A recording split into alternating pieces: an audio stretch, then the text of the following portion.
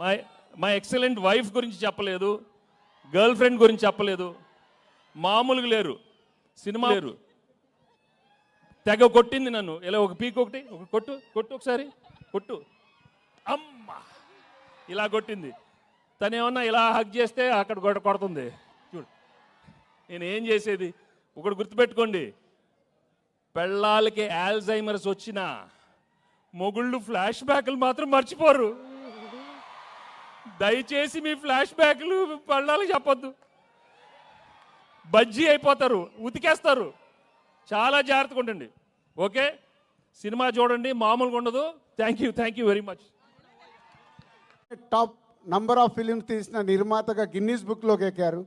So వారి తర్వాత వెంకటేష్ గారు సినిమా ఇండస్ట్రీలోకి హీరోగా వచ్చినప్పుడు మేము మా నర్సింగ్పల్లి మా ఊర్లో ఉన్నాం.